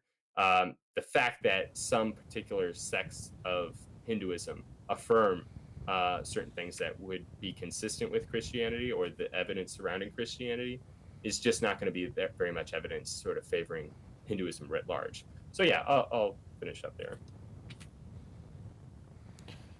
Cool. And Amos? Sure, thank you. John, this has been a great debate. Thank you, Arjuna, for hosting it. I just want to kind of like quickly go recap why people should be Hindus, and then touch on the things that John said. So, you exist. This fact is better predicted on the hypothesis that God creates all possible people. If God creates all possible people, he creates an infinite plurality of lowercase g gods, beings with intrinsic attributes of power, goodness, and knowledge that make them satisfy the lowercase g God concept. And so that's why we should be henotheists. We have great anthropic reasons to believe in infinite reincarnation. And there's a version of the anthropic argument that doesn't require there be an infinite past, which is a controversial claim. Reincarnation helps with the problem of evil in a number of ways. So reincarnation entails pre-existence, and that opens the door for there to be pre-existent consent, which allows us to solve the deontological problem of evil, which many people believe to be the most pressing version of the problem of evil. It also solves the problem of the inequality of the way in which evil, suffering, and afflictions are distributed among different people, because eventually over infinite time people could suffer all of the same different kinds of afflictions in different lives. And then karma is just going to be a straightforward prediction of these two, conjoined with the claim that retributive desert is real, which John and I both agree with. As far as the case for Christianity goes, I agree with John that Christianity's size is evidence for it. John just mentioned that you might expect Christianity's lateness on theism, given that you might expect there to be significant theological development in Christianity. But even if that's true, I think this point will also count in favor of Hinduism. Like, the history of Hindu thought is a history of theological development, and there's been significant development in the Hindu tradition. And so I don't think it's the point that favors Christianity over Hinduism. So John claimed. So John gave a number of arguments, a priori arguments, for why we should be Trinitarians who believe that the second person of the Trinity incarnated, and then atoned for our sins. And so I denied that any of these a priori arguments are successful, but I said that at least two of them, the arguments about the Trinity, and be accommodated by Hinduism in a non-ad hoc way. And John is sort of skeptical about how non-ad hoc this is.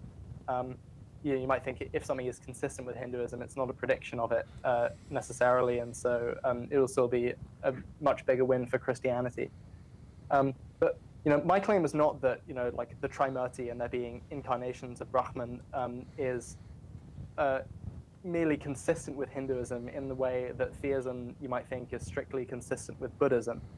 No, the claim was that these claims are very prevalent within the Hindu tradition, and so it's not ad hoc to the same degree to believe in something like the Trinity if you're a Hindu, or believe that there have been multiple incarnations of God. So yeah, that's all I have to say. For these reasons, I think that Hinduism is more plausible than Christianity. Sorry, one sec. Yeah, cool. Thanks for that. That's what I was trying to do. So that's a great discussion. Thanks for coming on. We'll probably might have a few follow-ups because there's lots of things I had to say that I didn't get to. Maybe me and John will have a debate one day. So thanks for coming on, guys. Thank you. Yeah, no, thank you very much. This is a very fun conversation. Thank you, John. Cool. And I'll have a good one. roll the outro.